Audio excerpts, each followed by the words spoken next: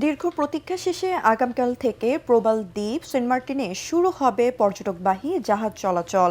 পর্যটক পরিবহনের জন্য প্রস্তুত রয়েছে বেশ কয়েকটি জাহাজ। ডিসেম্বর ও জানুয়ারি 2 মাস সেন্ট মার্টিনে রাত্রি যাপন করতে পারবেন পর্যটকরা। যদিও গত 1 নভেম্বর থেকে জাহাজ চলাচলের অনুমতি দেয় সরকার, কিন্তু নভেম্বরের রাত্রি যাপনে নিষেধাজ্ঞা থাকায় পর্যটকদের সাড়া না পেয়ে জাহাজ চলাচল শুরু করেনি জাহাজ মালিকরা। কক্সবাজার থেকে মোয়াজ্জেম হোসেন সাইকেলের পাঠানো তথ্য ও চিত্র নিয়ে রিপোর্ট, আরও জানাচ্ছেন আশিকুর রহমান।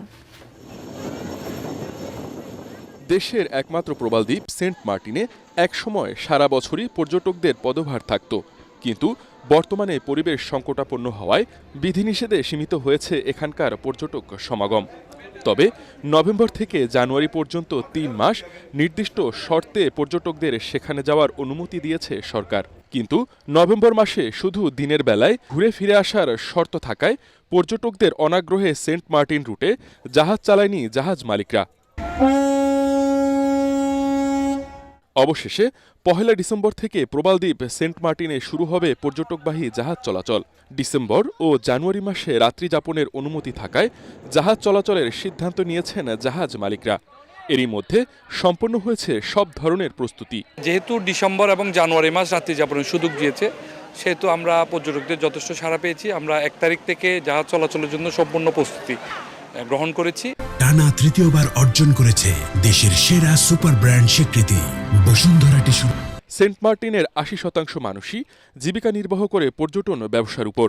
পর্যটন বিশেষজ্ঞরা বলছেন, পরিবেশের ভারসাম্য ও বিধিনিষেধ মেনে সময় সীমিতকরণের সিদ্ধান্ত পুনর্বিবেচনা করা দরকার। এই 2 মাসের ব্যবসা দিয়ে আসলে কোনোভাবেই এবং সীমিত সংখ্যক পর্যটকদের সম্ভব না। পরিবেশের জন্য যা যা ইনস্ট্রাকশন আছে সেগুলো মেনে এটা সময়টা যদি বাড়ানো যেত, তাহলে এখানকার যে পর্যটনের জন্য যে পেশাজীবী গড়ে উঠছে তাদের জব সিকিউরিটি থাকতো, শিক্ষিত যুবকরা এটার সাথে এখানে একটা তারা ফিউচার দেখতে পেত। জেলা প্রশাসন বলছে, সেন্ট মার্টিন ভ্রমণে মেনে চলতে হবে মন্ত্রণালয়ের 12টি নির্দেশনা। প্রথমত হচ্ছে আমাদের প্রশাসনের দিক থেকে আমরা খুব স্ট্রিক্টলি এই বিষয়টি মনিটর করব যে আমাদের মন্ত্রণালয় থেকে দেয়া যে 12টি নির্দেশনা আছে এটি যেন ফলো করা হয়। সেন্ট মার্টিন ভ্রমণে টিকিটের সাথে দেয়া হবে ট্রাভেল পাস, ফলে কমে আসবে ভোগান্তি। Bureau report, ATN Bangla.